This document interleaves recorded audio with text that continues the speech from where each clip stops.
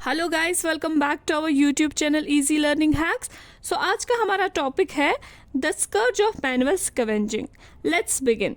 देखिए, इस टॉपिक को स्टार्ट करने से पहले हम देखेंगे कि जो स्कर्ज वर्ड है उसका क्या मतलब होता है। देखिए, स्कर्ज होता है कि कोई ऐसी चीज़ जिससे कोई पर्सन बहुत ज़्यादा सफ़र कर रहा हो। अब हम देखेंगे कि मैनुअल स्कैवेंजिंग से लोग कैसे सफ़र किया करते थे। What's manual scavenging? The practice of removing human and animal waste excreta using brooms, tin plates, and baskets from dry latrines and carrying it on the head to disposal grounds from some distance away. Manual scavenging क्या होता है? ये rural areas में practice हुआ करती थी, जहाँ human waste या एनिमल एक्सक्रीटा जो है उसको ड्राई लैट्रिन से झाड़ू, टिन प्लेट्स का यूज़ करके उसे साफ़ किया जाता था और फिर उसे वो लोग जो साफ़ किया करते थे उसे वो अपने सिर पे उठा के एक डिस्टेंस तक लिया जाता था जहाँ वो उसे डिस्पोज किया करते थे। तो इसे कहते हैं manual scavenging. The one who performs this are known as manual scavengers. और ये जॉब परफॉर्म किया करते थे उन्हें मैनुअल स्कैवेंजर बुलाया जाता था। This job is mainly done by Dalit women and young girls. अब ये जॉब जो है ये परफॉर्म करते थे कौन? ज़्यादातर मेनली दलित वुमेन और यंग लड़कियां परफॉर्म किया करती थी दलित कम्युनिटी से, मतलब एक ही कम्युनिटी के लोग इसे परफॉर्म किया करते थे।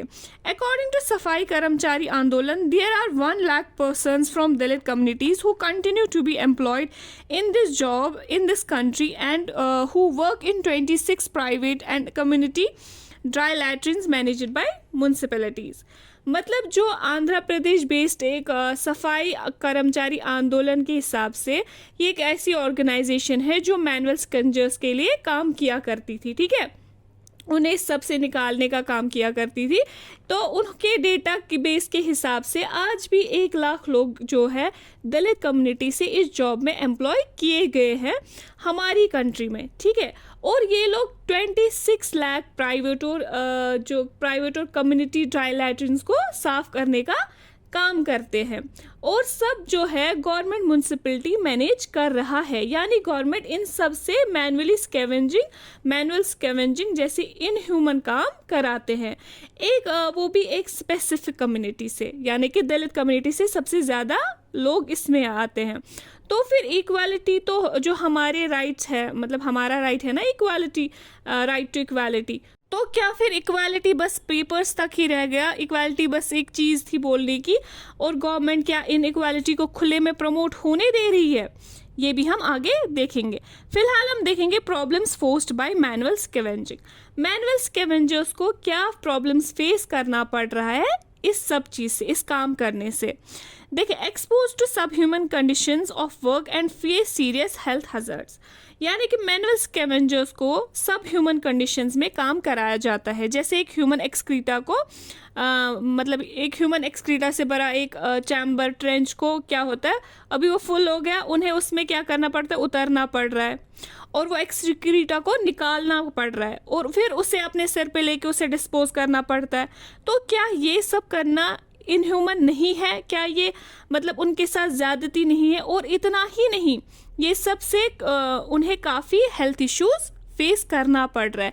जो ये काम करते हैं यानी मैनुअल स्कैवेंजर जो है, एक तो ये काम तो कर ही रहे हैं, साथ में उन्हें इतना इश्यूज फेस करना पड़ रहा है। इस सब से देखो, साफ सफाई तो ठीक है बट उनको जो है उनको बहुत ज़्यादा हेल्थ हैजर्ड्स हो रहे हैं। क्या क्या हो रहे हैं देख लेंगे। They are constantly exposed to infections that affect their eyes, skin, respiratory and gastrointestinal system. अब वहाँ जो गैसेज रिलीज होते हैं उस सब से उनको रेस्पिरेटरी इश्यूज होते हैं और साथ ही साथ गैस्ट्रोइंटेस्टाइनल इश्यूज भी होते हैं, मतलब स्टमक इश्यूज रहते हैं, इंटेस्टाइनल प्रॉब्लम्स रहता है। और अगर ये वेस्ट उनकी स्किन पे लग गया तो स्किन डिजीज़ का भी वो शिकार होते हैं और साथ ही साथ इन्फेक्शंस की वजह से आंखों पे भी असर पड़ रहा है। They get very low wages for the work they perform. Those working in urban municipalities earn 200 per day and those working privately are paid much less. यानी कि अब एक तो इतना रिस्क लेते हैं वो लोग, उसके बाद क्या होता है, इनका जो सैलरी है इनको पैसा भी बहुत कम दिया जाता है। जो लोग अर्बन म्यूनसिपैलिटी में काम किया करते हैं उनको 200 रुपया दिन का मिलता है और जो प्राइवेटली काम करते हैं उनको तो इससे भी कम वेजेस दिए जाते हैं, ठीक है। they often live in separate settlements on the outskirts of the village and they are denied access to temple, public water facilities etc. इसके अलावा इन्हें सोसाइटी में भी प्रॉब्लम्स फेस करना पड़ते हैं. देखो वो तो पर्सनल प्रॉब्लम्स भी हो गई, ठीक है. अब इसके बावजूद इन्हें सोसाइटल प्रॉब्लम्स भी फेस करना पड़ता है. क्या है कि सोसाइटी से बाहर इन्हें रख दिया जाता है, इनका लोकेलिटी अलग रखा जाता है, इन्हें मेन स्ट्रीम सोसाइटी से बाहर किया जाता है और साथ ही साथ इन्हें टेम्पल्स वगैरह में अंदर आने नहीं दिया जाता. ये पब्लिक वाटर फैसिलिटी से भी इनका एक्सेस डिनाई करते हैं क्योंकि इन्हें अनटचेबल कंसिडर किया जाता है. और इन्हें अनटचेबल कंसिडर करते हैं लोग तो उनके काम की वजह से करते हैं ना, मतलब जो ये काम करते हैं इस वजह से इन्हें अनटचेबल करार दिया जाता है. इस काम को वो लोग डेरोगेटरी मानते हैं, मतलब मेन स्ट्रीम सोसाइटी जो है वो इस काम को डेरोगेटरी मानते हैं तो इन्हें अनटचेबल क्रिएट करते हैं. अब आप सोचेंगे कि अब आपके मन में तो क्वेश्चन पॉपअप होगा ही कि अनटचेबिलिटी तो उसको एबॉलिश किया गया था ना कॉन्स्टिट्यूशन ने, लेकिन हमारी कंट्री में कुछ पार्ट्स में जैसे गुजरात, तमिलनाडु, आंध्र प्रदेश के कुछ पार्ट्स में क्या है, इनमें आज भी अनटचेबिलिटी को कंसिडर किया जाता है. ठीक है, आज भी बहुत सारे लोग जो है वो ऐसे लोगों से रिश्ता क्या ऐसे लोगों को टच भी नहीं करते हैं क्योंकि वो अनटचेबल उन्हें कंसिडर करते हैं. ठीक, अब आपके मन में क्वेश्चन आता होगा यहाँ पे कि गवर्नमेंट ने फिर इसके लिए क्या किया, है ना. तो क्वेश्चन तो पॉपअप होगा कि गवर्नमेंट ने कुछ नहीं किया कि इस रिलेटेड, इतना बड़ा इशू है तो फिर कोई गवर्नमेंट ने कोई स्टेप नहीं लिया होगा. डेफिनेटली गवर्नमेंट ने स्टेप लिया. 1993 में क्या हो गया, इन 1993 manual scavengers and construction of dry latrines prohibition act. 1993 में गवर्नमेंट ने पास किया एक act, employment of manual scavengers and construction of dry latrine prohibition act उसने पास किया, जिस एक्ट के तहत मैनुअल स्कैवेंजिंग के लिए लोगों को एम्प्लॉय करना मना किया गया और ड्राई लैट्रिन्स को कंस्ट्रक्शन प्रोहिबिट किया गया.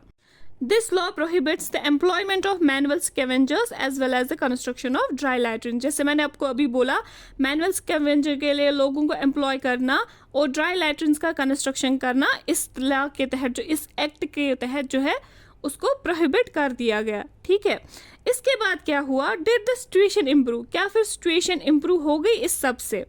जी नहीं, बिल्कुल भी नहीं हुई. क्या है कि देखें आप, जो सोसाइटल लेवल है ना, मतलब जब तक सोसाइटी लेवल में चेंज नहीं आएगा तो चीज़ें इम्प्रूव नहीं होंगी, चीज़ें नहीं सुधरेंगी.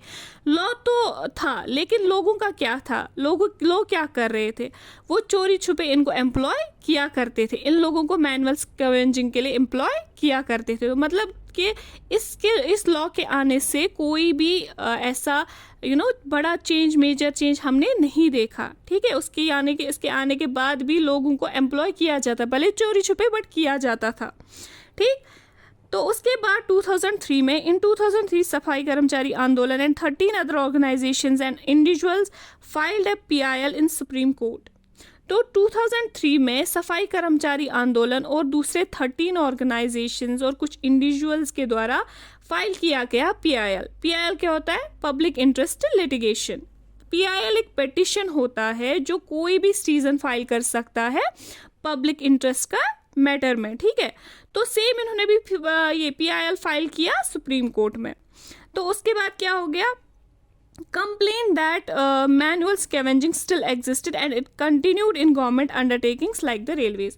इन्होंने कंप्लेन किया कि मैनुअल स्कैवेंजिंग आज भी होती है और गवर्नमेंट की ही जो डिपार्टमेंट्स है जैसे रेलवे डिपार्टमेंट्स, उनमें आज भी मैनुअल स्कैवेंजिंग होता है. और कोर्ट ने ऑब्जर्व किया कि 1993 लॉ के लागू होने के बाद मैनुअल स्कैवेंजर्स को इंडिया में इंक्रीज हुए हैं, मतलब होने चाहिए तो डिक्रीज, लेकिन वहाँ पे इंक्रीज हुए थे.